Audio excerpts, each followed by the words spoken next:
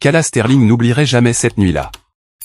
Il était exactement 2h27 du matin quand le son familier de pas résonna dans le couloir. Contrairement à sa routine habituelle, elle ne s'est pas levée pour l'accueillir. Au lieu de cela, elle était assise, le dos parfaitement droit sur le canapé du salon, une posture qu'elle avait maintenue pendant 2 heures. Sur la table basse, une tasse de tisane à la camomille qui avait refroidi depuis longtemps. C'était la 3e tasse qu'elle avait préparée pour son mari, Tim Vance. Les 2 précédentes avaient déjà été versées dans l'évier de la cuisine. Le bruit de la clé tournant dans la serrure était particulièrement aigu dans le silence mort de la nuit. Tim ouvrit la porte, laissant entrer l'air frais du début de l'automne en Nouvelle-Angleterre et une légère, presque imperceptible, odeur de parfum d'une autre femme. Il fut visiblement surpris de voir la lumière du salon encore allumée, bien qu'il masquât rapidement cela avec son expression habituelle d'épuisement aimable. « Calla, pourquoi es-tu encore debout ? Je t'avais dit de ne pas m'attendre. » Calla ne répondit pas. Son regard serein se posa sur Tim alors qu'il retirait ses mocassins, accrochait sa veste de costume au porte-manteau et marchait vers elle. C'était toujours un homme séduisant. À 35 ans, il se maintenait en excellente forme. Les manches de sa chemise étaient retroussées jusqu'à ses avant-bras, et sa cravate pendait lâchement autour de son cou, lui donnant cette aura détendue qu'il réservait pour le moment où il rentrait enfin chez lui. Mais elle savait que cette détente n'était plus pour elle. « Je vais prendre une douche, dit Tim, se penchant pour l'embrasser sur le front. Calla inclina légèrement la tête et ses lèvres finirent par effleurer le sommet de ses cheveux. Il ne sembla pas le remarquer ou s'en soucier. Il bâilla, se retournant pour se diriger dans le couloir. Tim. Sa voix n'était pas forte. En fait, elle semblait plus douce que d'habitude. Pourtant, les pas de Tim s'arrêtèrent comme s'il avait été cloué au parquet. Il ne pouvait pas expliquer pourquoi, mais il détecta dans le ton de sa femme une froideur qu'il n'avait jamais entendue auparavant. Une froideur qui lui envoya un frisson le long de la colonne vertébrale. « Il semble qu'elle soit meilleure que moi pour te garder à ses côtés. » Seulement 14 mots, et pourtant chacun agissait comme un pic à glace s'enfonçant précisément dans la poitrine de Tim. Il se retourna brusquement, toute couleur le quittant le visage en une fraction de seconde. Seul un lampadaire restait allumé dans le salon.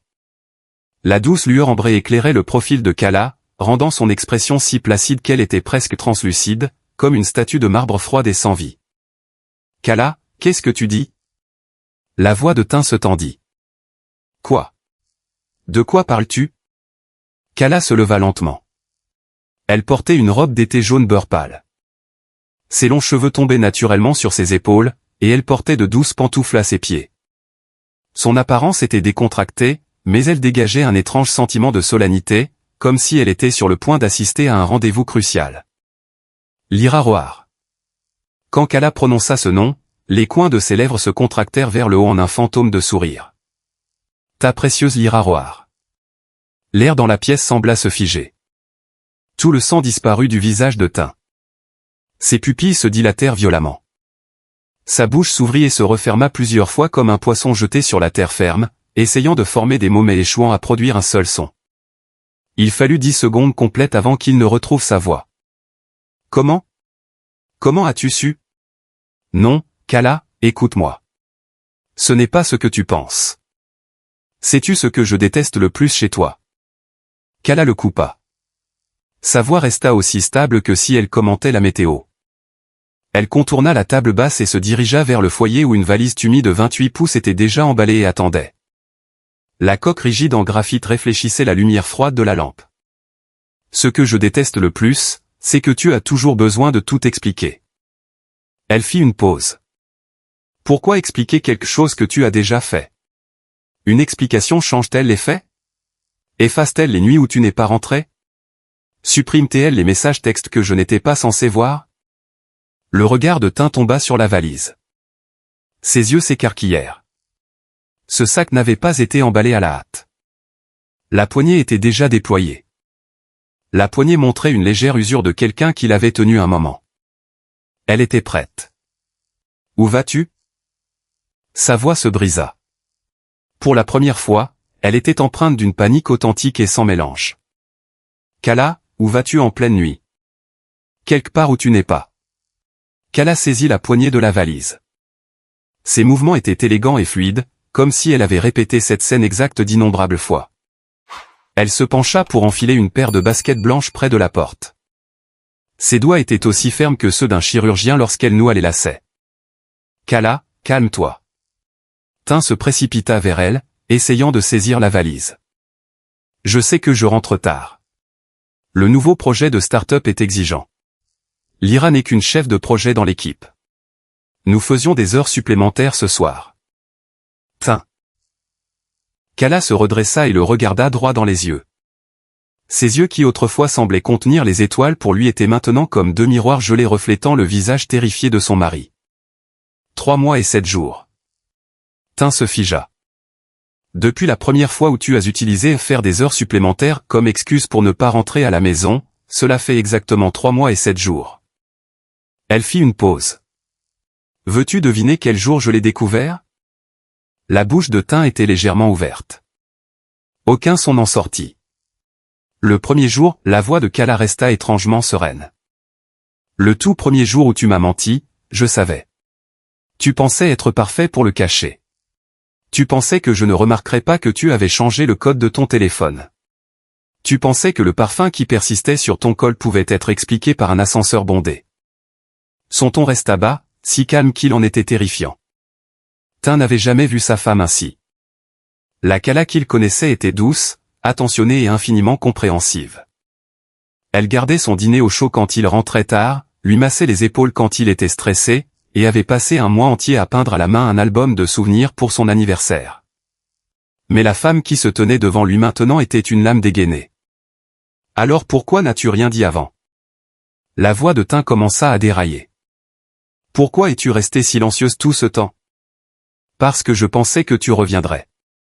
Pour la première fois, une fracture apparut dans sa voix. Les cils de Kala papillonnèrent. Une lumière sembla se briser dans ses yeux, mais cela ne dura qu'une fraction de seconde avant qu'elle n'enferme toutes ses émotions dans un coffre-fort. Je pensais que si je faisais semblant de ne pas savoir, tu arrêterais. Je pensais que si je continuais d'être une bonne épouse, ta conscience se manifesterait. Je pensais que nos 7 ans de mariage et nos 11 ans d'histoire comptaient plus pour toi qu'une aventure de 3 mois. Elle secoua la tête, esquissant un sourire amèrement ironique. J'avais tort. À cet instant précis, le téléphone de Tim s'illumina sur la console. Un message apparut d'un contact enregistré sous le nom de Sky. C'était un message audio. Le salon était si silencieux que l'aperçu automatique joua clairement dans le silence.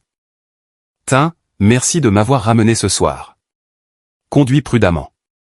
Envoie-moi un message quand tu rentreras. Oui, je t'aime aussi. La voix était jeune, mielleuse, empreinte d'une douceur sirupeuse. Le visage de Tim s'effondra complètement. Kala, elle, ne cligna même pas des yeux. Elle tira la poignée de sa valise et ouvrit la porte d'entrée. La lumière du détecteur de mouvement dans le couloir s'alluma, projetant une faible lueur blanche sur elle, étirant son ombre dans la maison. Tim se précipita vers l'embrasure de la porte. Écoute-moi. Laisse-moi t'expliquer. Ma relation avec elle est strictement professionnelle. Les papiers de divorce sont dans le tiroir du haut de ton bureau, dit Kala sans se retourner. Sa voix résonna dans le couloir vide. Je les ai déjà signés. Alors que les portes de l'ascenseur se refermaient, Tim resta paralysé sur le seuil. Un mocassin à l'intérieur de la maison, un pied en chaussettes sur le tapis du couloir. Il ressemblait à un homme qui venait d'être frappé par la foudre. La lumière du couloir s'éteignit, ne laissant que la lueur faible et chaude s'échappant de la porte ouverte, illuminant la moitié de son visage dévasté. À l'intérieur de l'ascenseur, Kala s'appuya contre la paroi en acier brossé et ferma enfin les yeux. Des larmes commencèrent à couler silencieusement sur ses joues, mais elle ne fit pas un bruit. Les murs métalliques reflétaient son visage, un visage dénué d'hystérie ou de crise de nerfs, portant seulement une détermination profonde et épuisée. 3 mois, 91 jours, elle avait donné à ce mariage une dernière chance. Elle avait donné à cet homme une dernière chance. Pendant toutes ces nuits, elle avait dormi seule. Elle avait fait défiler sans fin les photos sauvegardées sur son téléphone. Elle avait repensé encore et encore à la décennie qu'ils avaient passée à construire une vie ensemble, se demandant d'innombrables fois si elle pouvait tenir un peu plus longtemps. Finalement, elle obtint sa réponse. Elle ne pouvait pas. Certaines routes, lorsqu'elles atteignent une impasse, se terminent simplement. Ce n'était pas qu'elle ne voulait pas faire demi-tour. C'est que le pont derrière eux avait brûlé en cendres. L'ascenseur tinta au rez-de-chaussée. Kala essuya ses larmes, prit une profonde inspiration et sortit de l'immeuble de luxe, roulant sa valise. Les rues de Boston étaient vides à 7 heures du matin. Seuls les réverbères se tenaient en 2 rangées silencieuses. Sa voiture, une Tesla Model Y blanche, était garée sur un emplacement temporaire devant l'immeuble. C'était un cadeau d'anniversaire de Tim l'année précédente. En y pensant maintenant, il jouait probablement déjà le rôle du riche célibataire pour l'Ira quand il l'avait acheté. Kala chargea sa valise dans le coffre et s'assit au volant. Elle ne démarra pas la voiture immédiatement. Au lieu de cela, elle sortit son téléphone et ouvrit le journal d'appel de son avocat, un appel qu'elle avait passé 3 jours plus tôt. Mademoiselle Sterling, nous avons organisé toute la chaîne de preuves, y compris les journaux de transfert Venmo et Zelle, les reçus de l'hôtel Four Seasons et les données GPS des détectives privés montrant le sujet entrant dans le complexe résidentiel. Si vous décidez d'engager la procédure de divorce, je suis certaine que nous pourrons obtenir un résultat très favorable dès le dépôt initial. Elle composa le numéro. Il sonna 3 fois avant qu'on ne décroche. La personne à l'autre bout était clairement quelqu'un qui ne dormait pas beaucoup. Sloan, je suis désolé de vous déranger si tard. La voix de Kala avait retrouvé tout son calme. J'ai quitté la maison. Compris. Eh bien, procédez exactement comme discuté. La voix de l'avocate était vive et alerte. Je serai au tribunal du comté de Suffolk dès l'ouverture du greffe pour déposer la requête. Les requêtes pour les ordonnances de restriction temporaire sur les comptes financiers sont rédigées. Nous devrions pouvoir geler les avoirs matrimoniaux d'ici cet après-midi. Merci. De rien. Sloan fit une brève pause. Au fait, Kala, je dois confirmer une dernière fois. Êtes-vous absolument certaine de ne pas vouloir tenter une médiation d'abord? Pas besoin, l'interrompit Kala, son ton ne laissant aucune place à la négociation. Je lui ai donné 3 mois pour revenir vers moi. Il ne l'a pas fait. Maintenant, c'est à son tour de découvrir à quelle vitesse on peut tout perdre.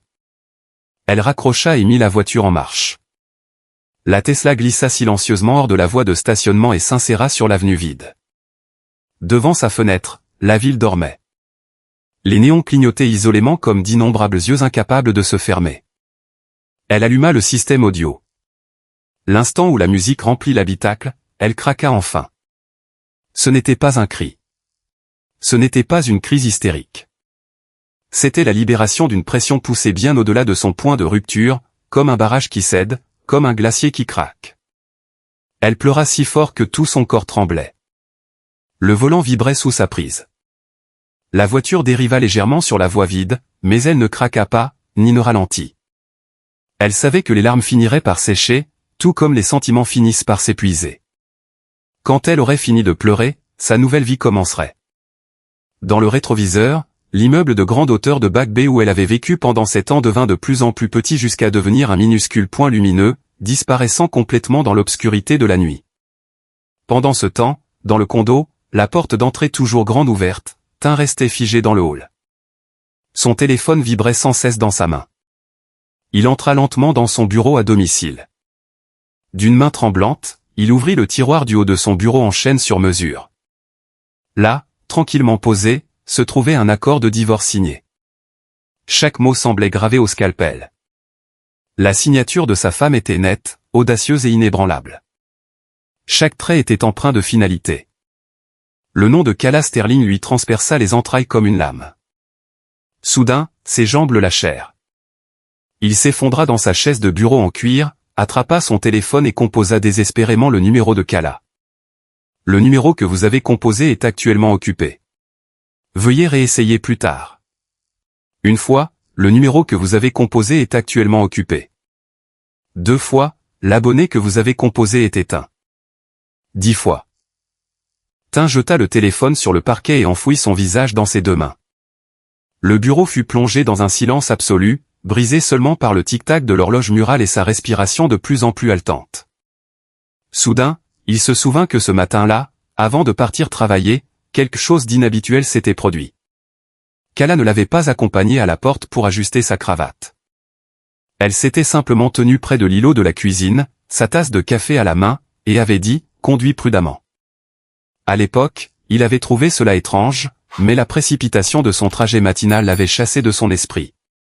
Maintenant, il comprenait la vérité. Conduis prudemment. Ce n'était pas une instruction. C'était son dernier adieu. De l'autre côté de la ville, Kala s'insérait sur l'autoroute 93. Elle accéléra, baissant la vitre d'un petit pouce. Le vent nocturne se précipita dans l'habitacle, séchant les larmes sur ses joues et emportant la dernière trace de faiblesse qu'elle s'autoriserait cette nuit.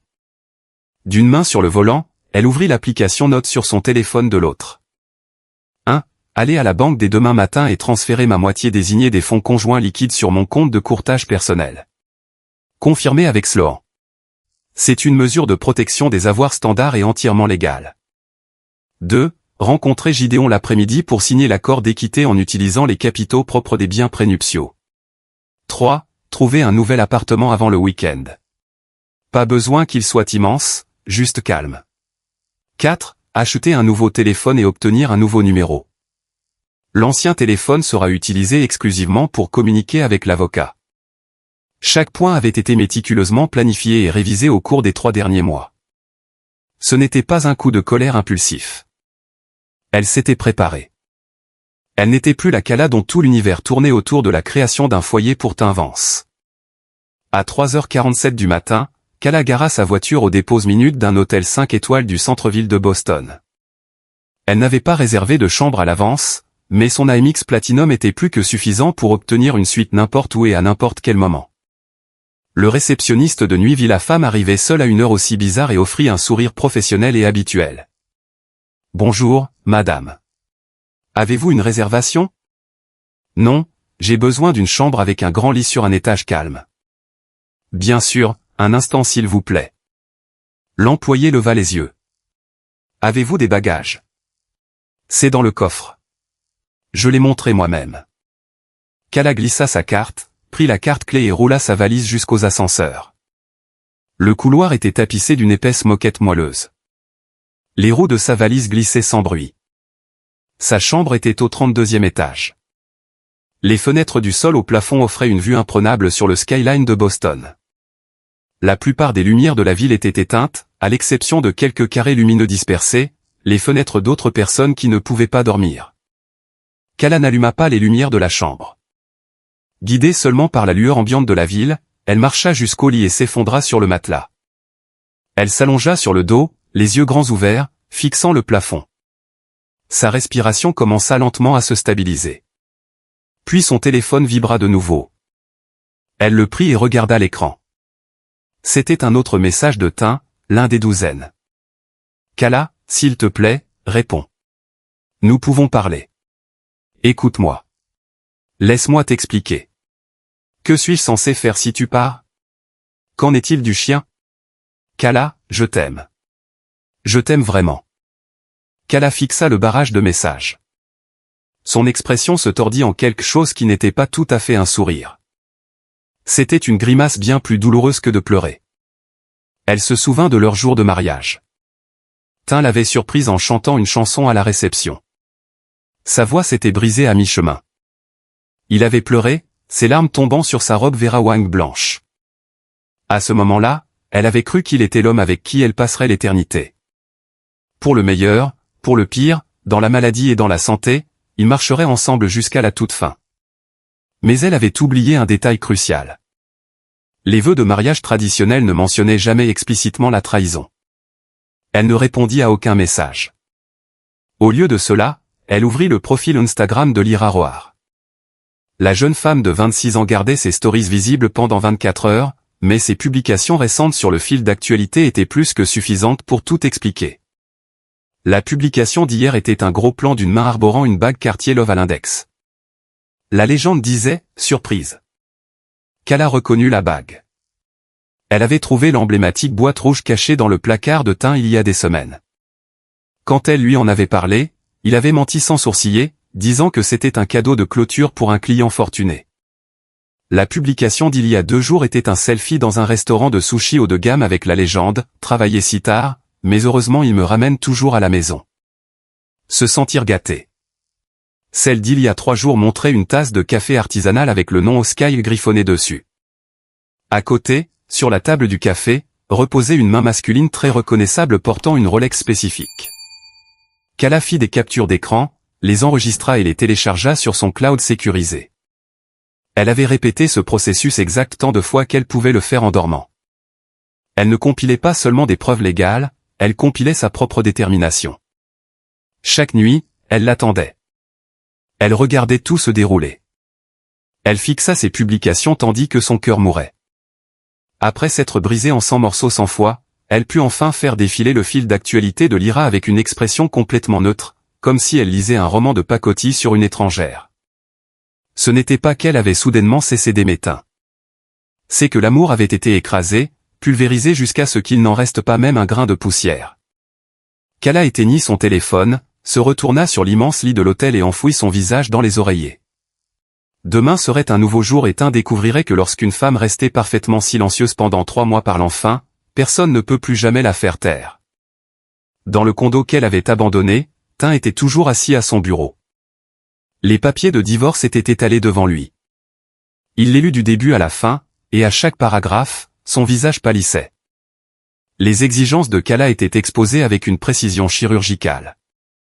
Un partage équitable 50-50e de tous les biens matrimoniaux acquis pendant le mariage, y compris le condo de Back Bay, les 2 véhicules, les comptes d'épargne, les portefeuilles d'investissement diversifiés, et le plus terrifiant, sa part conjugale dans la start-up technologique de Tin. Elle ne demandait rien de plus que son droit légal, mais pas un sou de moins. Cependant, ce qui fit palpiter le cœur de Tin de manière incontrôlable fut l'addendum joint au dos. Compte tenu de la faute financière flagrante du mari et de la dilapidation des biens matrimoniaux pendant le mariage, spécifiquement les fonds détournés vers une liaison extra-conjugale, la requérante se réserve le droit de demander une distribution inégale des biens matrimoniaux et une pension alimentaire compensatoire.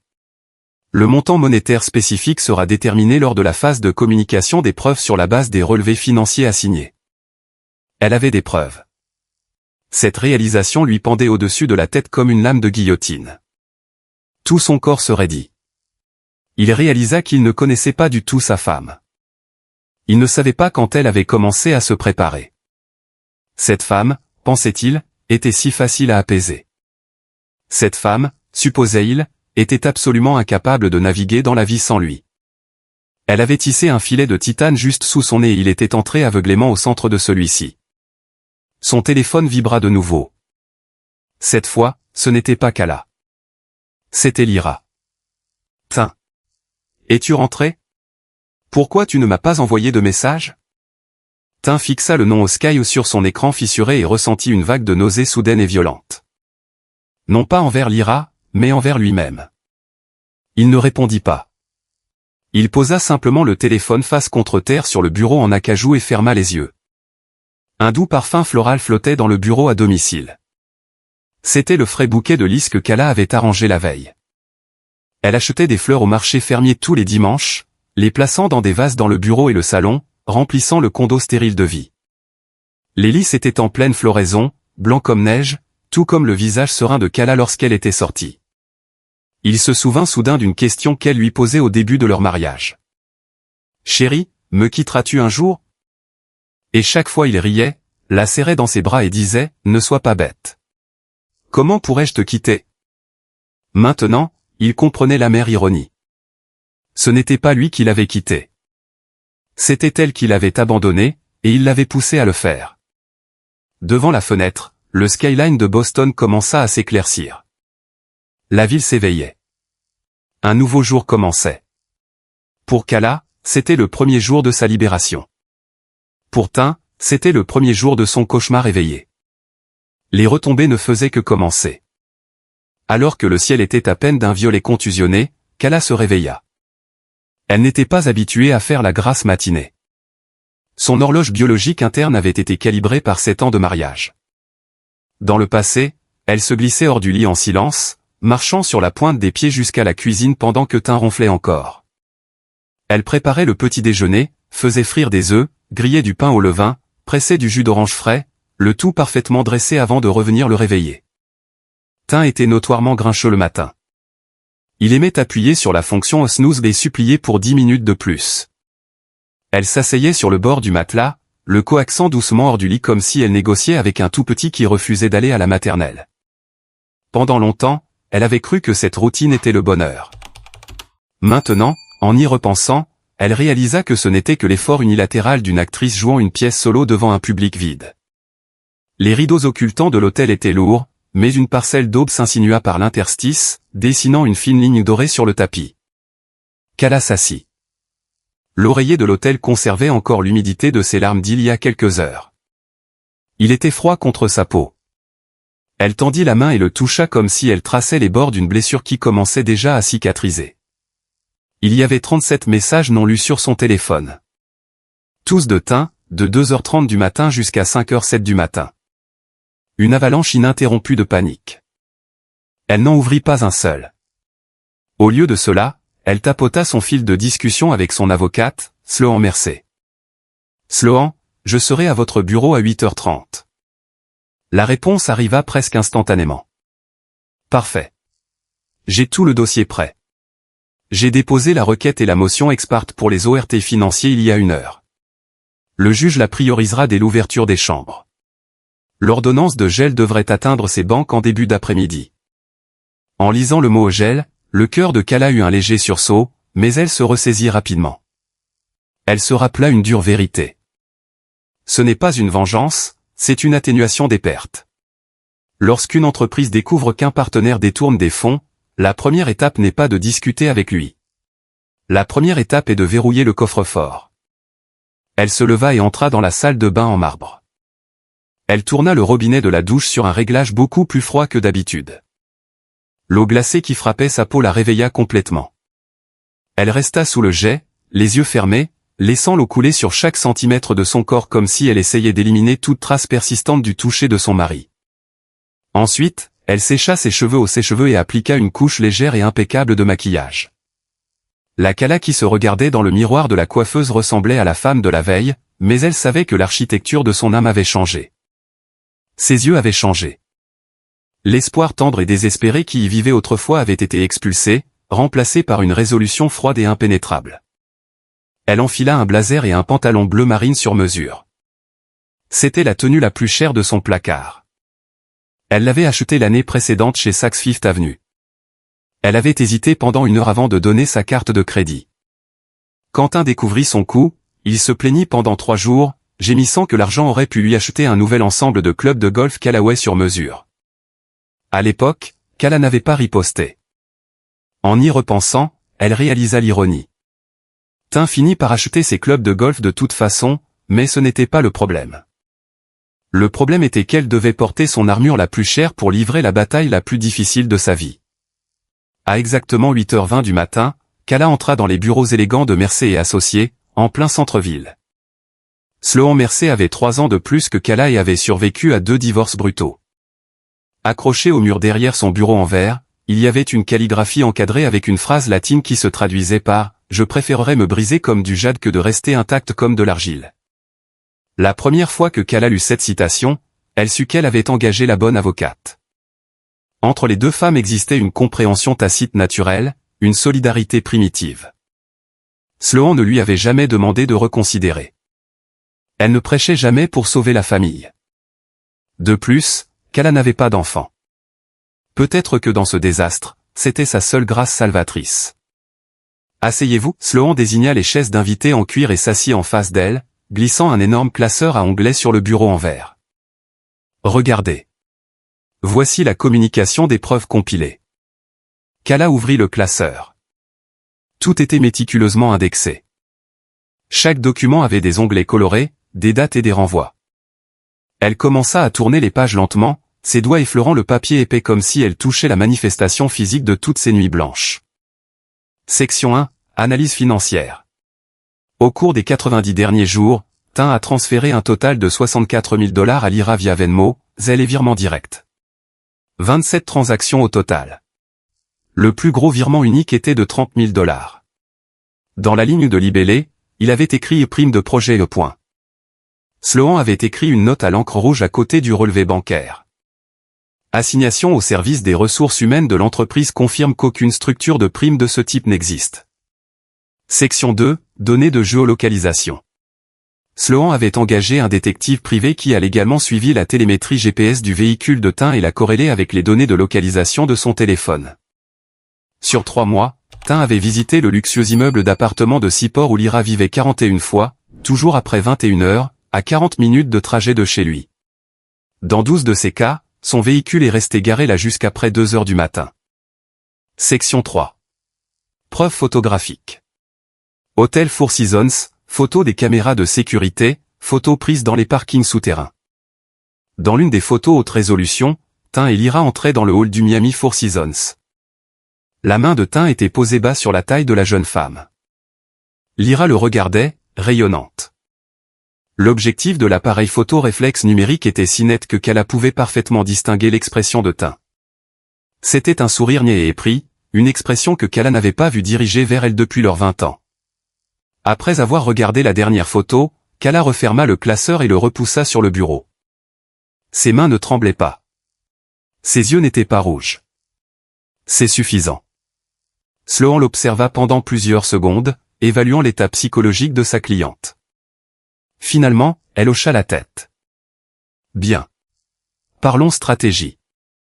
Sloan saisit un marqueur effaçable à sec et traça une chronologie sur son tableau blanc. Premièrement, d'ici 14 heures aujourd'hui, le juge signera l'ordonnance de restriction financière ex parte.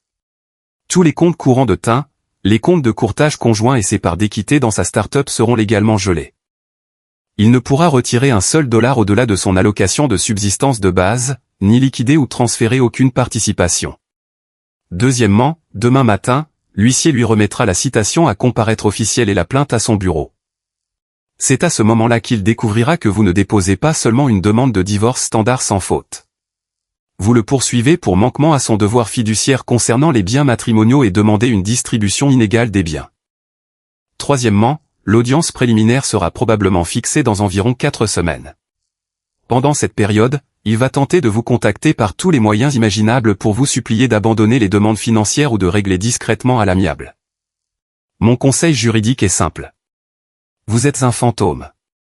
Vous ne le voyez pas. Vous ne répondez pas à ses appels. Vous ne répondez pas aux messages. Chaque communication passe par mon bureau. Kala hocha la tête. Je comprends. Il y a une dernière chose, Sloan hésita légèrement. La start-up de Tin est en train de clôturer un énorme tour de financement de série B. Si son adultère, sa malversation financière et ses capitaux propres gelés deviennent publics, il y a une très forte probabilité que les sociétés de capital risque se retirent. Cela ressemble à un problème pour Tin Vance, la voix de Kala resta parfaitement neutre.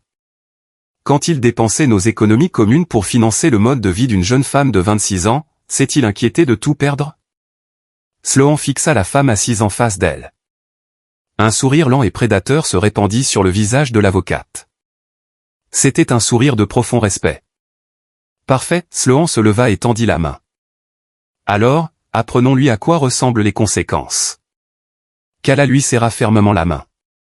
Au moment où elle quitta le cabinet d'avocat, il était 10 heures. Elle ne retourna pas à l'hôtel. Au lieu de cela, elle se rendit dans un parc technologique à Cambridge pour rencontrer Gideon Hay. Gideon était son ami le plus proche de l'université. Il était le fondateur d'une entreprise de stockage d'énergie renouvelable en croissance rapide qui avait achevé son financement de série à l'année précédente. La valorisation de l'entreprise dépassait déjà les 100 millions de dollars. 3 mois auparavant, avant que son monde n'explose, Kala avait discrètement discuté d'un investissement avec lui. Son plan était d'utiliser une marge de crédit hypothécaire sur le petit condo prénuptial qu'elle possédait à South Boston pour injecter 5 millions de dollars dans l'entreprise de Gideon. Tin n'en savait absolument rien. Ce condo avait été hérité de sa défunte grand-mère avant le mariage. Légalement, selon la loi du Massachusetts, c'était une propriété strictement séparée. Tin n'y avait aucun droit, et il ne savait même pas qu'il était entièrement payé. Pendant des années, Kala avait conservé ce condo comme son fonds d'urgence absolu en cas de scénario catastrophe. Maintenant, cette urgence était sur le point de devenir le fondement de son empire. Kala, es-tu sûr d'avoir bien réfléchi? Gideon posa un café pérové devant elle dans son bureau au mur de verre. Son expression était sérieuse. 5 millions, c'est un énorme levier. Et compte tenu de ta situation domestique actuelle. Ma situation est précisément la raison pour laquelle je dois faire ça. Kala prit une gorgée de café noir. J'ai besoin d'un objectif. J'ai besoin de quelque chose pour y déverser toute mon énergie afin de ne pas m'effondrer. Le travail est le seul remède qui fonctionne. Gideon resta silencieux un instant, étudiant sa plus vieille amie. Puis il sortit un épais document juridique du tiroir de son bureau. Ceci est la feuille de condition finale de participation. Mon équipe juridique l'a examiné 3 fois. Tu obtiendras 3% d'actions privilégiées et un dividende annuel garanti d'au moins 8%. Après une période d'acquisition de 3 ans, tu pourras te retirer ou rester au conseil d'administration. Si tu as besoin de liquidité avant cela, je rachèterai personnellement tes actions à la valeur marchande actuelle. Kala prit le stylo. Elle ne prit même pas la peine de lire le jargon juridique. Elle faisait confiance à Gideon de sa vie. Où dois-je signer? Gideon désigna la ligne de signature. Il la regarda signer son nom lettre par lettre. Quand elle eut fini, il ne put plus retenir la question. C'est que tu fais ça, n'est-ce pas? Vous êtes? Nous divorçons, interrompit Kala en douceur. Les yeux de Gideon s'écarquillèrent, bien qu'il masquât rapidement son choc. C'était un PDG habitué à éteindre les incendies. Mais Kala était sa meilleure amie depuis l'université. Il avait été le témoin de mariage. La nouvelle le frappa comme un coup physique. Pourquoi? Il a couché avec sa chef de projet, déclara Kala avec le même ton désinvolte que l'on utiliserait pour dire qu'il n'y avait plus de lait. Gideon se pencha en arrière dans sa chaise Herman Miller, la fixant intensément, essayant de voir si elle retenait une crise. Dans sa mémoire, Kala était la pacificatrice. Quand elle sortait avec Tin à l'université, elle était radieuse, solidaire, l'ultime coéquipière. Alors que tant de couples universitaires se séparaient après l'obtention du diplôme, ils étaient restés forts. Quand est-ce que ça a commencé? Il y a environ 3 mois, bien que je suspecte que le conditionnement ait commencé bien plus tôt. J'ai les preuves, Gideon. Toutes. Gideon prit une profonde inspiration. Il réalisa alors qu'il n'avait jamais vraiment compris Kala. Elle avait toujours semblé si douce, comme une vigne qui avait besoin d'un chêne robuste pour grimper, mais en réalité, elle était le chêne. Elle n'avait juste jamais ressenti le besoin de le prouver jusqu'à ce que quelqu'un apporte une hache à ses racines. « De quoi as-tu besoin que je fasse » demanda Gideon, sa voix baissant d'un octave. « Rien. » Kala glissa le contrat dans son sac fourre-tout de marque et se leva. « Tout est géré. Je voulais juste te donner des nouvelles de mon statut. Je ne suis plus Madame Vance. Je suis à nouveau Kala Sterling. Tu as toujours été Kala Sterling pour moi. » Gideon se leva et lui tapota maladroitement l'épaule, ne sachant pas comment réconforter une femme faite de glace. « Si tu as besoin de quoi que ce soit, et je dis bien n'importe quoi, tu m'appelles. » Kala sourit. C'était un sourire teinté d'amertume, mais fortement empreint de soulagement. « Ne t'inquiète pas, je ne vais pas disparaître. » Après avoir quitté Cambridge, Kala se rendit dans une agence immobilière boutique. Elle avait besoin d'un appartement. Il n'avait pas besoin d'être immense. Un 2 pièces suffirait, mais il devait être calme, baigné de lumière naturelle, et dans un quartier où personne de son ancienne vie ne la croiserait jamais. L'agent lui montra 3 unités. Elle choisit la 2e, un appartement au 6e étage sans ascenseur dans un immeuble en briques historique de Somerville. Il n'y avait pas d'ascenseur, mais la ventilation traversante était incroyable, et le petit balcon donnait sur une canopée de vieux sycomores. La propriétaire était une femme excentrique d'une 60aine d'années. Elle prit immédiatement goût à Kala, lui saisissant la main et disant « Ma chère, si vous signez un bail de 2 ans, je vous retire $400 du loyer mensuel. » Kala signa sur le champ. Elle paya la caution, le premier et le dernier mois de loyer par virement bancaire directement depuis son téléphone. Après avoir sécurisé l'appartement, elle se rendit dans un immense Target pour acheter la logistique de survie, une brosse à dents, des serviettes, des draps en coton égyptien, une couette, un ensemble de casseroles Caraway, de l'huile d'olive, du sel de mer, de la sauce soja. Du vinaigre balsamique. Lentement, le caddie rouge se remplit, cette fois explicitement conçu pour un foyer d'une seule personne. Elle regarda l'ensemble de vaisselle minimaliste rose mat qu'elle avait placé dans le caddie et pensa aux coûteuses assiettes Williams-Sonoma laissées dans le condo de Back Bay. Elle les avait choisies méticuleusement il y a des années. Chaque assiette avait une délicate marguerite peinte à la main sur le bord. Elle n'avait aucune intention d'y retourner. Certaines choses, une fois souillées, restent souillées. Même si vous recollez la porcelaine, les fissures microscopiques abritent des bactéries. À 15 heures, Kala était de retour dans sa chambre d'hôtel, faisant sa valise unique pour emménager dans son nouvel appartement de Somerville sans ascenseur. Elle sortit ses vêtements et les accrocha dans le placard. Même si c'était une transition temporaire, elle était le genre de personne qui avait besoin d'ordre dans le chaos. Puis son nouveau téléphone anonyme, qu'elle avait acheté 1 heure auparavant, vibra. C'était un numéro inconnu, Kala répondit, mais resta silencieuse. Après 2 secondes de silence, elle entendit la voix de Tin. Elle était rauque, comme s'il avait avalé du verre brisé. « Kala, c'est moi. » Elle ne parla pas. « Où es-tu ? J'ai conduit toute la journée à te chercher. Tes amis ne répondent pas à mes appels. Tes parents m'ont raccroché au nez. » Tin, l'interrompit enfin Kala. Sa voix était douce mais possédait la densité du plomb. « Arrête de me chercher. Tu as vu la requête. Laisse les avocats gérer la logistique. Si tu as un minimum de décence, coopère avec le processus afin que nous puissions y mettre fin avec une certaine dignité. Je ne veux pas divorcer. » La voix de Tin augmenta soudainement en volume, se brisant d'une panique presque hystérique. « Kala, je sais que j'ai fait des erreurs. Mon Dieu, je sais que j'ai tout gâché, mais j'ai rompu avec Lyra. Hier soir, je lui ai envoyé un message pour lui dire que c'était fini pour toujours. S'il te plaît, donne-moi juste une dernière chance. Juste une. » Kala fixa le mur de l'hôtel sans expression. Elle tint le téléphone à son oreille, écoutant sa respiration haletante et les sanglots étouffés et pathétiques s'échappant de l'autre bout de la ligne. Elle avait écouté cette voix pendant 11 ans. Elle le connaissait si intimement.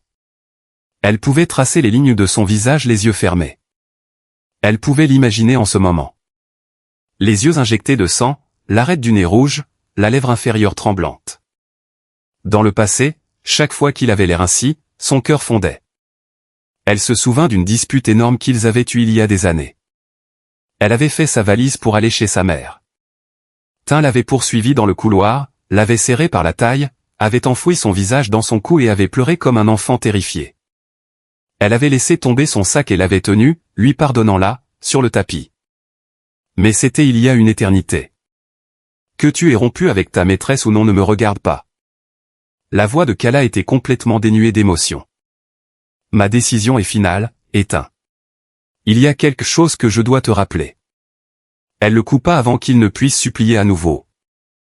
À partir de 14 heures aujourd'hui, tous tes comptes personnels, conjoints et d'équité d'entreprise liés à ton nom ont été gelés par un juge du comté de Suffolk. Silence total sur la ligne. Avant que les banques ne bloquent tes cartes de débit, continua Kala cliniquement.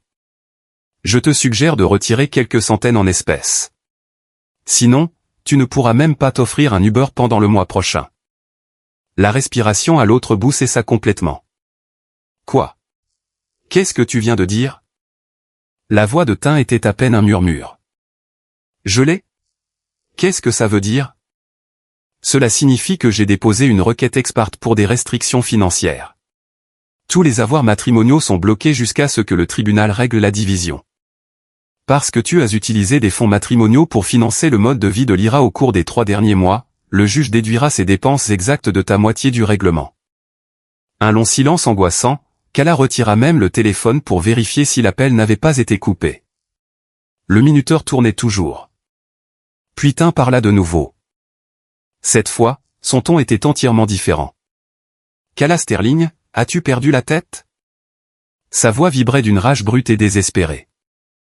Tu essaies de me détruire. Enfin, il arrête de m'appeler chérie et virgulo pensa-t-elle.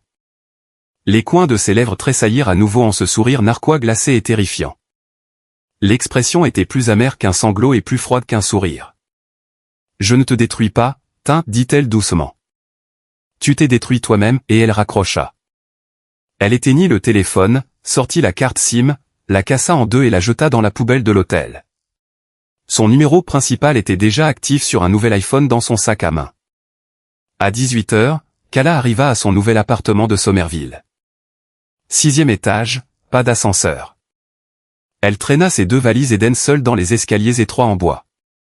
Elle dut s'arrêter et reprendre son souffle à chaque palier. Au moment où elle atteignit le sommet, ses cuisses brûlaient et ses paumes étaient moites de sueur, mais elle ressentit une poussée d'adrénaline enivrante. Cela ne ressemblait pas à monter des escaliers. Cela ressemblait à un épuisant exorcisme physique. Elle déverrouilla la porte avec sa nouvelle clé en laiton.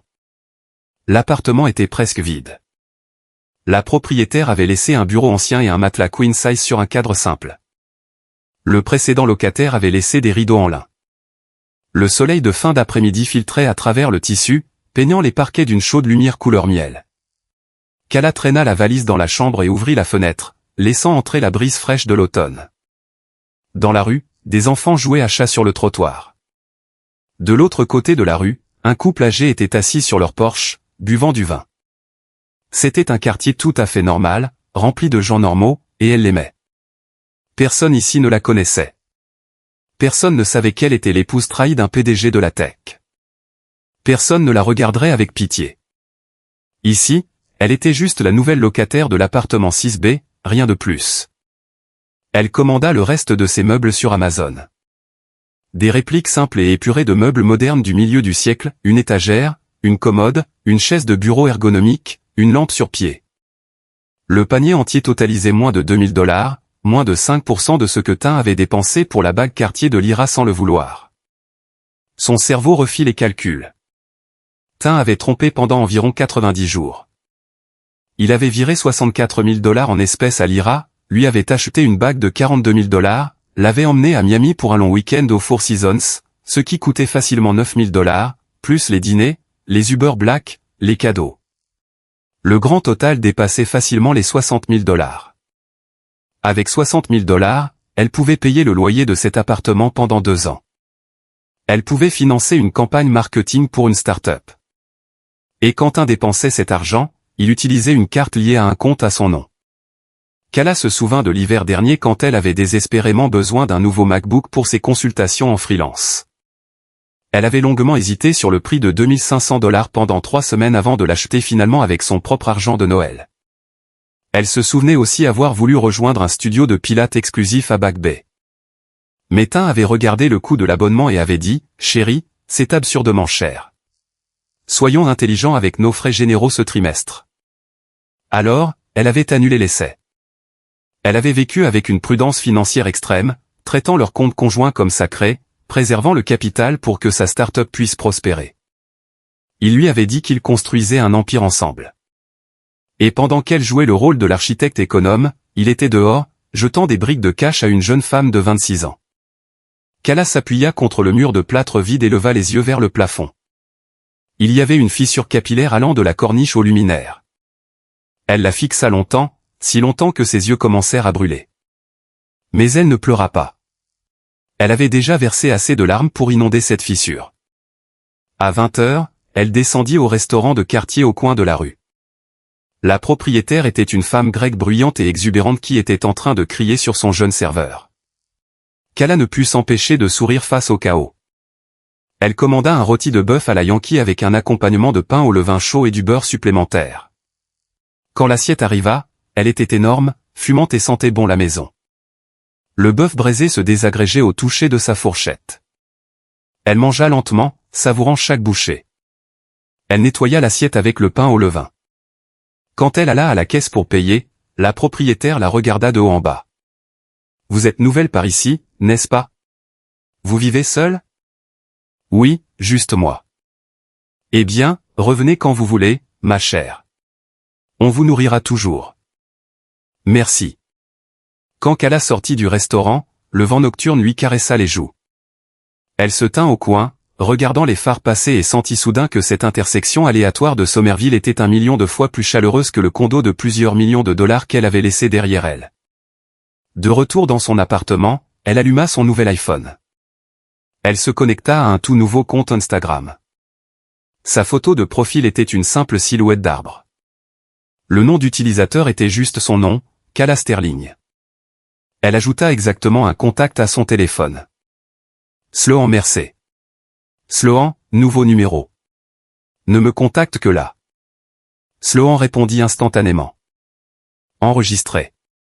Deux mises à jour. Premièrement, le TRO a officiellement atteint les banques. Ses comptes conjoints et personnels sont bloqués. Deuxièmement, Tin a fait irruption dans le hall de mon bureau il y a 1 heure. Il a exigé une médiation. Je lui ai dit que nous pouvions parler s'il signait une déclaration sous serment reconnaissant l'adultère et la dilapidation des biens. Kala Tapa. A-t-il signé? Sloan, non, il affirme qu'il n'y a pas eu d'infidélité physique. Il a dit que c'était juste une connexion émotionnelle ambiguë. Kala fixa l'expression. Les coins de sa bouche tressaillirent à nouveau en ce sourire narquois glacial et terrifiant. Une connexion émotionnelle ambiguë. Quel euphémisme corporatif élégant. Réserver des suites communicantes aux Four Seasons était une connexion ambiguë. Virer des milliers de dollars était une connexion ambiguë. La lâcheté de Tin ne la surprit pas. Le premier instinct de tout tricheur est de nier, minimiser et manipuler. Ils ne disent jamais « je t'ai trahi ». Ils disent « tu prends ça hors de contexte ». Kala ne répondit pas à Sloan. Au lieu de cela, elle ouvrit son application Notes et tapa sa première entrée de sa nouvelle vie. Jour 1, piège juridique tendu, emménager, manger du rôti de bœuf, pas pleurer. Elle posa le téléphone face contre terre sur le matelas, éteignit la lampe et ferma les yeux. Dans l'obscurité, elle pouvait entendre le battement régulier et rythmé de son propre cœur. Fort, résilie, comme un patient se réveillant d'une greffe réussie. Pendant ce temps, dans le vaste condo de Back Bay, Tin traversait la plus longue nuit de ses 35 ans sur Terre. Chaque lumière de la maison était allumée, comme pour simuler la lumière du jour. Assis sur le canapé Restauration Hardware, il fixait une collection de cartes de crédit platine et de relevés bancaires. Sur le sol gisaient les restes brisés de son iPhone principal. Il avait essayé de se connecter à son application Chase depuis son iPad. Compte restreint. Veuillez contacter un responsable de succursale. Il avait essayé d'utiliser son AMX pour commander un Uber. Carte refusée. Il avait essayé Apple Pay. Paiement échoué. Il n'avait que 340 $ sur un solde Venmo aléatoire. La grande majorité de sa valeur nette liquide était liée à des comptes d'investissement matrimoniaux. Et le juge avait fermé le coffre-fort. Il sortit son portefeuille en cuir. Il avait exactement 120 $ en espèces. Là, un homme dont la valeur nette sur papier était de plusieurs dizaines de millions de dollars, et sa liquidité accessible était inférieure à 500 $. Tin commença à jeter les cartes de crédit contre le mur, une par une, hurlant une série d'obscénités à chaque lancer. Alors que la carte Chase Saphir en métal rebondissait sur le placoplâtre, le téléphone fixe sonna. Une seule personne appelait encore le téléphone fixe de la maison, sa mère. « Maman ? Tin, qu'est-ce que tu fais, bon sang ?» La voix de Blit était perçante. « Ma carte de débit a été refusée à l'épicerie. » Tin ferma les yeux et pinça l'arête de son nez. Il avait oublié. Il y a des mois, il avait lié le compte courant de sa mère à son portefeuille principal pour aider à couvrir ses frais médicaux. Comme les fonds provenaient d'un compte matrimonial, l'ordonnance du tribunal avait également gelé cette source. Le système bancaire effectue une mise à jour massive du serveur, mentit-il sans accroc. Ce sera en ligne demain. Il n'avait pas le courage de lui dire la vérité. Il ne pouvait pas dire à sa mère conservatrice qu'il avait couché avec une jeune femme de 26 ans et que sa femme l'avait légalement paralysé avec succès. Et Kala, j'ai essayé d'appeler son portable, mais ça va directement à la messagerie vocale. Son téléphone est tombé dans l'évier. Elle en aura un nouveau demain. Tin. La voix de sa mère baissa, devenant incisive. Vous vous êtes disputé? Laisse-moi te dire quelque chose, mon garçon. Tu ne maltraites pas cette fille. C'est la meilleure chose qui te soit jamais arrivée. Maman, je suis épuisé. La voix de Tin se brisa. Je t'appellerai demain. Il raccrocha brutalement. Le salon replongea dans le silence, sauf le léger bourdonnement du réfrigérateur Sub-Zero. Tin s'effondra en arrière sur le canapé. Son regard dériva vers une photo encadrée posée sur la console média. C'était leur 5e anniversaire de mariage à Nantucket. Ils portaient tous deux du lin blanc. La brise marine avait soufflé les cheveux de Kala sur son visage, et il avait été pris en photo en train de lui replacer doucement une mèche derrière l'oreille. Il fixa la photo longtemps. Soudain, il eut l'impression que les deux personnes sur le cadre étaient de parfaits étrangers. Était-ce vraiment lui? Était-ce vraiment Kala souriant si brillamment que ses yeux se plissaient en croissant de lune? Il essaya désespérément de situer le moment exact où son mariage commença à pourrir. Le moment où il s'ennuya, le moment où Lyra devint une obsession. Mais plus il réfléchissait, plus il réalisait qu'il n'y avait pas de point de basculement cinématographique. Le mariage ne s'était pas détérioré. Kala ne s'était pas laissée aller ou n'était pas devenue grincheuse. La seule chose qui avait changé était sa propre cupidité. Il voulait la stabilité inébranlable d'une épouse loyale et l'excitation flatteuse d'une jeune maîtresse. Il voulait l'intelligence émotionnelle profonde de Kala et l'adoration superficielle de Lyra.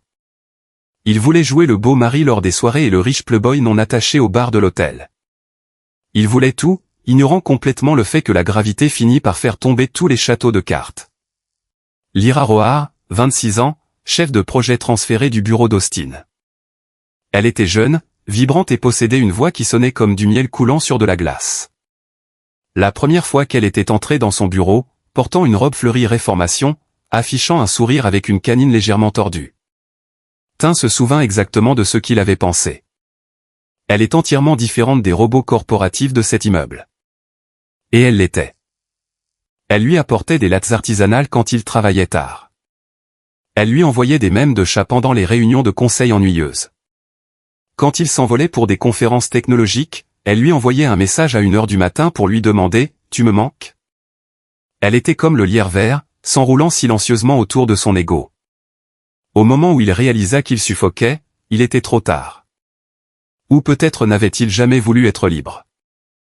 La première fois qu'ils franchirent la ligne, c'était à la mi-avril, lors d'une retraite d'entreprise. Il avait trop bu de Macallan. Lyra l'avait aidé à regagner sa chambre. Ce qui se passa ensuite semblait si organique, si inévitable, que cela semblait presque scénarisé. Il se réveilla le lendemain matin pour la trouver contre sa poitrine. La regardant respirer, il ressentit une étincelle d'électricité chaotique qu'il n'avait pas ressentie depuis une décennie. Cette étincelle l'avait aveuglé à Kala.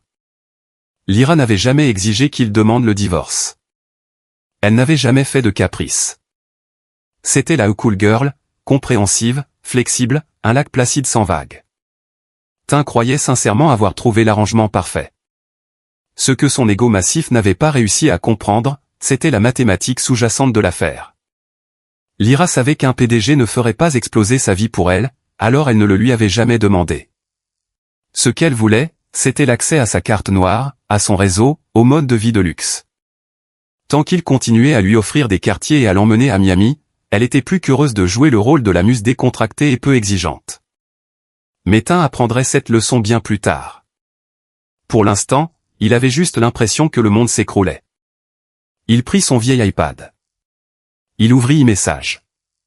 Lyra lui avait de nouveau envoyé un message. Tin. Que s'est-il passé au bureau aujourd'hui? Tu vas bien? Tin fixa l'écran, son doigt suspendu au-dessus du clavier numérique. Il voulait taper « Ma femme c'est tout. C'est fini ». Il voulait taper « Mes avoirs sont gelés. Je ne peux rien t'acheter ». Il voulait taper « Peux-tu me virer 500 $? Je ne peux littéralement pas acheter de course. Il ne pouvait pas le faire. Une honte écrasante et suffocante l'étouffait. Il était un PDG de 35 ans, un fondateur de start-up, et il n'avait pas le courage de demander un prêt à sa maîtresse de 26 ans. Il supprima la notification. Au lieu de cela, il ouvrit son fil de discussion avec Kala. Le dernier message datait toujours de la nuit où elle était partie. Il tapa désespérément, « Kala, je sais que je suis une ordure, s'il te plaît, reviens à la maison. Nous pouvons arranger ça. » Délivré, mais pas de reçu de lecture. Il ne savait pas si elle l'avait vu. Il ne savait qu'une chose. La femme qui lui répondait par SMS en moins de 30 secondes. La femme qui appelait les hôpitaux locaux s'il rentrait 1 heure en retard d'une tempête de neige, était partie. Elle était un fantôme. Il laissa tomber l'iPad, ramena ses genoux à sa poitrine sur le canapé à 10 000 $, et pleura, non pas les pleurs silencieux et esthétiques d'une star de cinéma. Il pleura de manière incontrôlable. Il gémit de profonds sanglots gutturaux qui résonnaient dans les hauts plafonds du condo vide. Personne ne l'entendit. Personne ne vint le réconforter. Même le Golden Retriever Mac, qui dormait habituellement à ses pieds, avait été emmené par Kala dans une garderie pour chien l'après-midi de son départ. Tim pleura jusqu'à ce que ses cordes vocales soient déchirées et ses conduits lacrymaux asséchés. Il leva les yeux. La photo de Kala à Nantucket était floue à travers ses yeux gonflés. Elle souriait si brillamment comme si l'épouser avait été le plus grand gain de loterie de sa vie.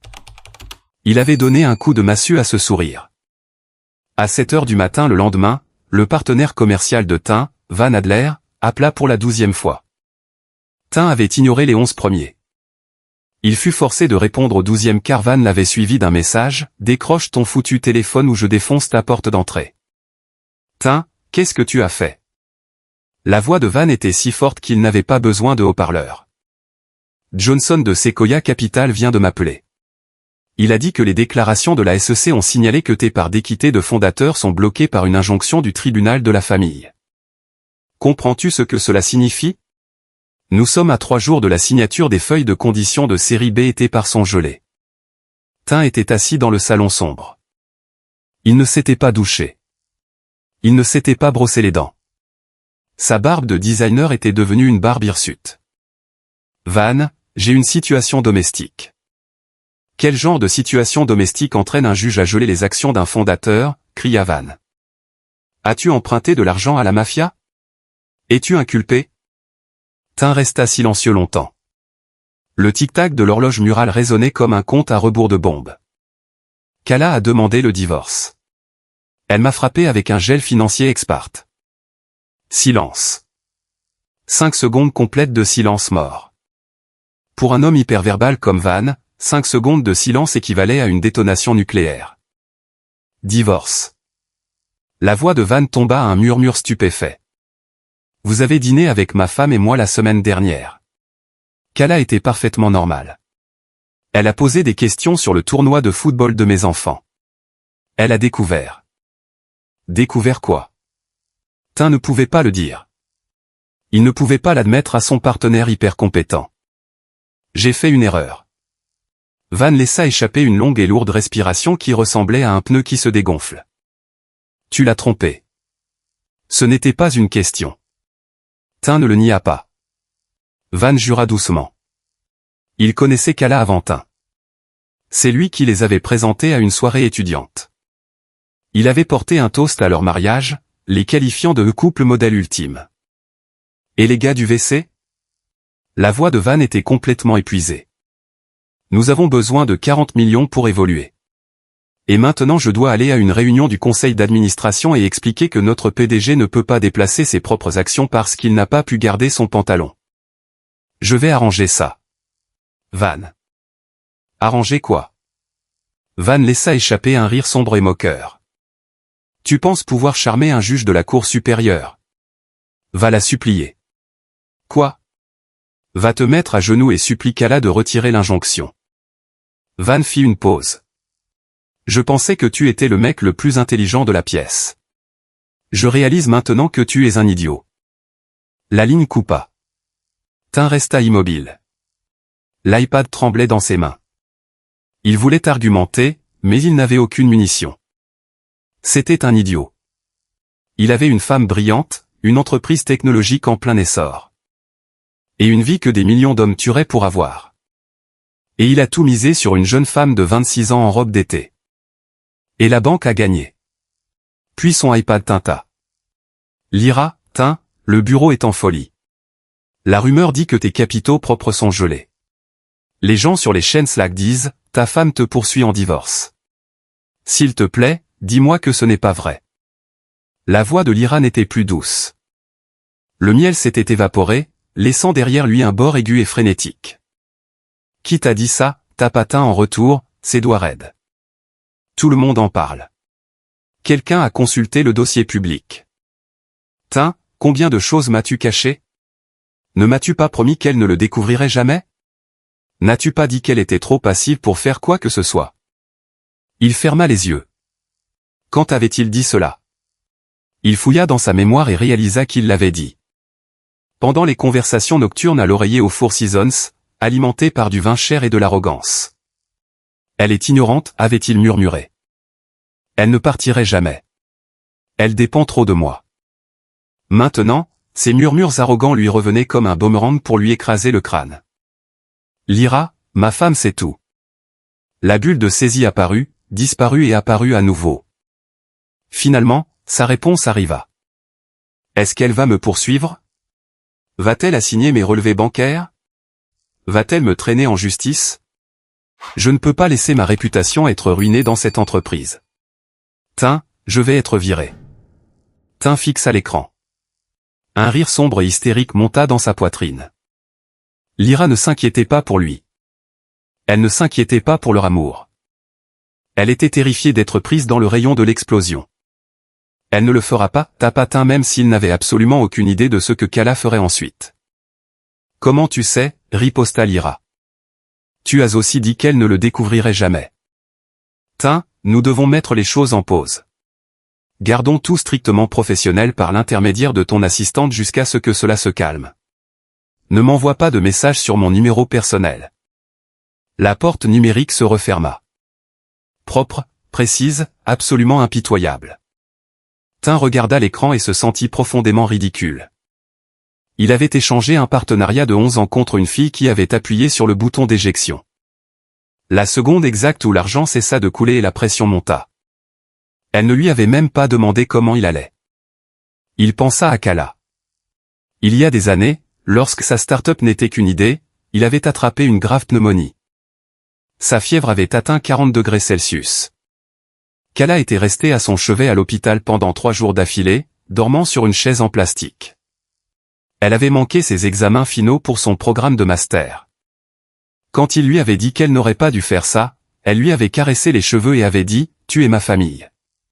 Si je ne prends pas soin de toi, qui le fera ?» Cette femme qui aurait pris une balle pour lui bombarder maintenant activement sa vie. À 9 heures du matin, ses parents arrivèrent. Une voisine curieuse de l'immeuble de luxe avait remarqué la porte du condo légèrement entr'ouverte pendant des heures, avait vu Tain assis dans l'obscurité, ressemblant à un cadavre, et avait trouvé le numéro de contact d'urgence de sa mère auprès du concierge. Blit ouvrit la porte d'un coup de pied. Elle était une femme pragmatique du sud de Boston, issue de la classe ouvrière. Elle ne demanda pas d'abord ce qui s'était passé. Elle marcha directement dans la cuisine et ouvrit le réfrigérateur. Voyant les légumes pourris et les récipients de plats à emporter, elle se retourna, les larmes déjà aux yeux. Je savais que quelque chose n'allait pas quand la banque a bloqué ma carte. Blit marcha vers son fils. Où est Kala? Qu'est-ce que tu lui as fait? Aaron Vance se tenait dans l'embrasure de la porte. C'était un homme calme qui avait travaillé sur les quais pendant 40 ans avant de prendre sa retraite. Il portait une chemise en flanelle délavée et un sac en toile rempli de confitures faites maison que sa femme avait préparé pour Kala. Kala et moi. Crache les mots lui intima Blit en claquant la table basse. Je l'ai trompé. Les mots finirent par tomber et avec eux le barrage céda. Tain sanglota. Il ne pleura pas par repentir. Il pleura parce que la vérité était un poids physique qui lui écrasait les poumons. Le salon devint mortellement silencieux. Blit le fixa. La bouche ouverte. L'incrédulité se transforma en horreur et l'horreur s'enflamma en une rage aveuglante. Elle se précipita en avant, saisit Tain par le col de sa chemise de marque coûteuse et le secoua violemment. Espèce d'idiot arrogant. Sa voix craqua comme un fouet. Cette fille t'a donné 7 ans de sa vie. Elle a cuisiné tes repas. Elle a géré ta maison. Elle a abandonné sa carrière à New York pour rester ici et soutenir ton rêve. Et tu es allé en trouver. Elle le gifla violemment. Le claquement résonna dans le condo. Tain ne tressaillit pas. Il laissa sa mère le frapper. La douleur physique était une distraction bienvenue de l'agonie dans sa poitrine. As-tu la moindre idée de ce qu'elle a sacrifié? Blit sanglotait hystériquement maintenant. Quand tu as dit que tu ne voulais pas encore d'enfant pour pouvoir bâtir l'entreprise. Elle a pris la pilule. Quand tu as eu besoin d'argent de départ, elle a retiré ses propres économies. Espèce d'ordure sans âme. Aaron finit par bouger. Il entra lentement dans la pièce, sortit un paquet de Marlboro de sa poche et en alluma une là, dans le salon impeccable. Il expira une longue bouffée de fumée vers le plafond. Qui est cette fille? La voix de Aaron était un grondement sourd. Une chef de projet à l'entreprise. Elle a 26 ans. Aaron laissa échapper un rire sec et rauque. Et quel est ton plan, génie? Je vais supplier Kala de retirer la plainte. Pourquoi ferait-elle ça? Aaron regarda son fils avec une expression que Tin n'avait jamais vue auparavant. Ce n'était pas de la colère. C'était du dégoût. Un dégoût complet et total. Je t'ai élevé pour être un homme de parole. Où est ta conscience, Tin? Papa, Ne m'appelle pas papa. Aaron tira une autre bouffée de cigarette, se retourna et marcha vers la porte. Si tu ne récupères pas cette fille, considère-toi comme mort pour moi. Il sortit. Blythe regarda Tin, cracha sur le parquet et courut après son mari. La porte se referma. Tin était de nouveau seul. Pendant ce temps, dans son nouvel appartement de Somerville, Kala déballait des cartons. Elle avait tout commandé via Amazon Prime. Le livreur avait dû faire 4 allers-retours pour monter les 6 étages. Kala lui donna un pourboire de $100. Elle assembla les meubles elle-même. Le bureau alla près de la fenêtre. La bibliothèque contre le mur. Elle acheta une plante jedjed et une plante serpent pour donner vie au coin. Elle mit ses draps blancs impeccables sur le matelas. En moins de 24 heures, l'appartement stérile ressemblait à une maison. Son nouveau téléphone vibra. Sloan Mercer, Van Adler m'a appelé. Il vous supplie de le rencontrer. Il dit que le financement VC est littéralement une question de vie ou de mort pour l'entreprise. Kala répondit d'une main tout en organisant ses épices de l'autre. Dis à Van que je ne prends pas de rendez-vous. La vie ou la mort de l'entreprise n'est plus ma responsabilité. Sloan comprit. De plus, Van a mentionné que Tin pleure de façon incontrôlable toute la matinée. Vomissant des crises de panique. Kala fixa le message, elle plaça un pot de paprika sur l'étagère. Laisse-le pleurer. J'ai une vie à vivre. À 18 heures, la sonnette retentit. Kala fit monter la personne. Quelques minutes plus tard, Gideon est apparu à sa porte, légèrement essoufflé, portant 2 sacs en toile massif. L'un était rempli de courses fraîches de Whole Foods. L'autre contenait une pile de livres reliés. Comment as-tu trouvé mon adresse? Kala sourit, sincèrement heureuse de le voir. Je dirige une entreprise technologique, Kala. Trouver des gens, c'est ce que font les algorithmes. Gideon sourit, entra et posa les sacs sur l'îlot de la cuisine. Cadeau de pendaison de crémaillère. Je t'ai apporté des pommes Honey Crisp, du bon café, et je me suis souvenu que tu voulais relire 100 ans de solitude. Kala sentit une chaleur soudaine dans sa poitrine. Au milieu de la catastrophe nucléaire de sa vie, il y avait encore un ami qui se souvenait de son fruit préféré et de sa liste de lecture. Gideon regarda autour du petit appartement. J'aime bien. Il a une âme. Pas comme ce musée où tu vivais avant. Il s'appuya contre le comptoir. Alors, les documents d'équité sont déposés. Tu es officiellement actionnaire à 3% de mon entreprise. Quelle est ta prochaine étape? Je veux travailler, Gideon. Kala le regarda droit dans les yeux. Je ne veux pas être une associée silencieuse qui encaisse des chèques de dividendes. J'ai un diplôme en stratégie marketing. J'ai mis ma carrière en veille pour jouer le rôle de l'épouse de soutien. J'ai fini de jouer. Gideon l'étudia. La Kala qu'il connaissait à l'université était brillante mais passive. La femme qui se tenait devant lui avait des yeux de tireur d'élite. J'ai le poste de VP marketing ouvert, dit Gideon lentement. Je le prends. Kala n'hésita pas. Je commencerai le lundi après la finalisation du jugement de divorce. Je refuse de signer un autre document d'entreprise avec mon nom marital. Gideon rit, levant les mains en signe de capitulation. VP marketing. C'est un salaire au prix du marché plus tes parts. Tu sais, Kala, tu as l'air incroyable. Elle ne rougit pas. Elle se contenta de sourire. Un vrai sourire sincère. Avant que Gideon ne parte, il s'arrêta à la porte. Si Tin essaie de te harceler, appelle-moi. Je n'ai aucune tolérance pour les hommes qui intimident les femmes. Il ne le fera pas. Kala verrouilla la porte derrière lui. Cette nuit-là, Tin Vance s'assit sur les marches en béton froid de la maison des parents de Kala dans la banlieue de Boston. Il s'y était rendu en voiture de location car sa Tesla était à court de batterie et ses cartes de crédit étaient gelées. Il resta assis sur le porche dans le vent glacial de l'automne pendant 4 heures. Il ne frappa pas. Il attendit juste, espérant que Kala sortirait.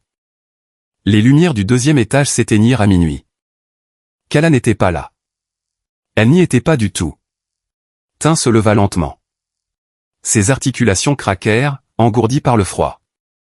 Il retourna vers la ville, mais il ne rentra pas chez lui. Il conduisit sans but jusqu'à se retrouver garé le long des rives de la rivière Charles. L'eau était d'un noir d'encre, reflétant les néons du skyline de Cambridge. Le vent fouettant la rivière le glaça jusqu'aux os. Il y a 14 ans, il avait rencontré Kala juste de l'autre côté de cette rivière, lors d'une fête étudiante.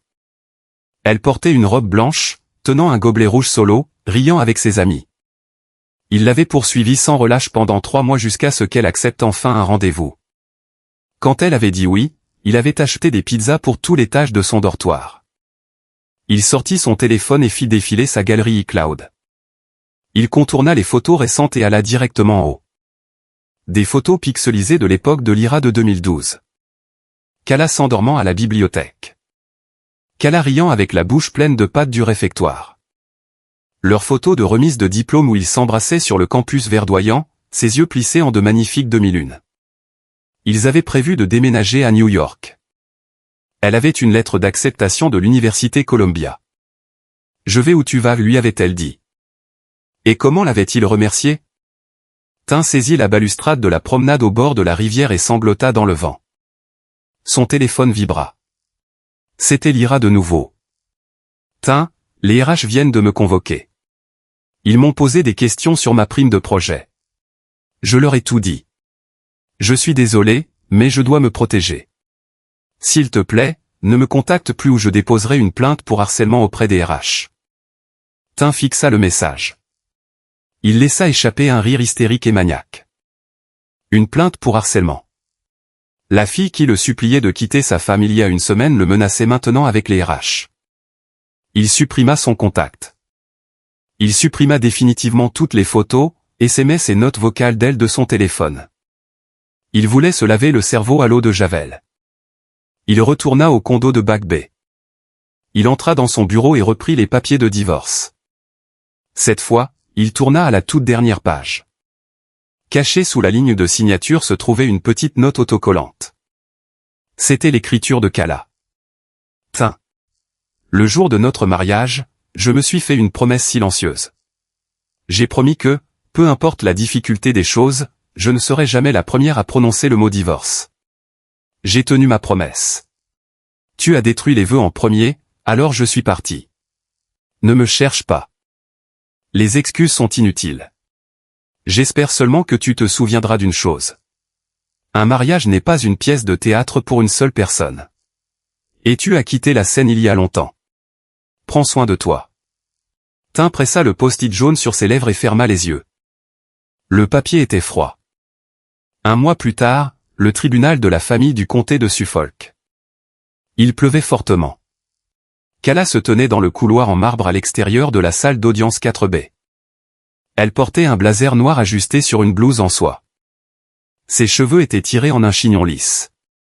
Elle ne portait aucun bijou. Son alliance reposait dans une boîte en velours au fond d'une décharge à Somerville. Tin descendit le couloir, flanqué de son avocat agressif. Il ressemblait à un fantôme. Il avait perdu 7 kilos. Son costume pendait sur son corps. Quand il la vit, il s'arrêta net. « Kala » murmura-t-il. « Tu n'as plus le droit de m'appeler comme ça » dit Kala, sa voix parfaitement égale. La poitrine de Tin se souleva.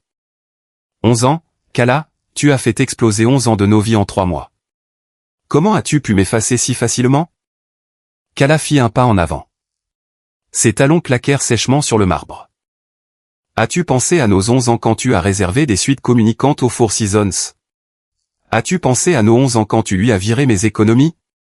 As-tu pensé à nous quand tu l'as embrassé à Miami ?» Le couloir devint mortellement silencieux. « Je t'ai donné tellement de chance, Tin. Chaque nuit, tu m'as menti au visage.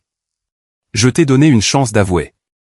Je suis restée silencieuse parce que je pensais que ta culpabilité l'emporterait sur ton ego. Je pensais que tu m'aimais assez pour arrêter. » Ses yeux se durcirent comme l'obsidienne. « Mais tu as utilisé ma patience comme une arme contre moi. Et maintenant, Maintenant je ne t'aime plus. Ces 5 mots frappèrent Tin comme une balle à pointe creuse. Je ne t'aime plus. La haine signifiait qu'il y avait encore de la passion. L'apathie signifiait qu'il était mort pour elle. Les genoux de Tin cédèrent. Il glissa le long du mur de marbre, enfouissant son visage dans ses mains, pleurant silencieusement dans le couloir du tribunal. Kala le regarda une seconde, puis se retourna et franchit les lourdes portes en chêne pour entrer dans la salle d'audience. 2 heures plus tard, c'était fini. Le juge avait prononcé le divorce, approuvé les sanctions financières pour les biens dissipés, et rompu les liens complètement. Kala sortit par les portes principales du tribunal. La pluie tombait toujours. Gideon l'attendait au trottoir dans son SUV Audi, tenant un grand parapluie noir. « C'est fait ?» demanda Gideon. Kala leva les yeux vers le ciel gris de Boston, prit une profonde inspiration de l'air parfumé au pétrichor, et hocha la tête. « C'est fait. Où veux-tu aller ?» Kala fit une pause. « Emmène-moi d'abord au campus universitaire. » Gideon ne posa pas de questions. Il les conduisit à Cambridge, se gara près de l'ancien quat. Le campus était silencieux sous la pluie. Kala marcha le long des chemins de briques, ses talons claquant doucement jusqu'à ce qu'elle atteigne l'énorme chêne ancien derrière la bibliothèque. C'était l'arbre où Tin lui avait demandé d'être sa petite amie 14 ans plus tôt. Elle fouilla dans son sac fourre-tout de marque, en sortit la bague de fiançailles Cartier, la seule chose que Tin lui avait achetée quand il n'avait rien, et la plaça doucement au pied des racines. 14 ans, murmura-t-elle au vent. Nous finissons ici. Elle se retourna et retourna à la voiture. Elle s'assit sur le siège passager et abaissa le miroir de courtoisie, vérifiant son rouge à lèvres. Très bien, dit Kala, ses yeux lançant un éclat brillant et indompté. J'ai fini de me reposer. Allons au bureau. J'ai une stratégie marketing à présenter. Gideon sourit, mit l'Audi en marche et s'engagea sur Massachusetts Avenue. À la radio, une chanson d'Adèle commença à jouer. Kala tendit la main et changea de station avec confiance. Elle n'avait plus besoin de chansons tristes. Elle n'avait plus besoin d'attendre personne. Pour Tin Vance, ce jour était la fin de tout son univers.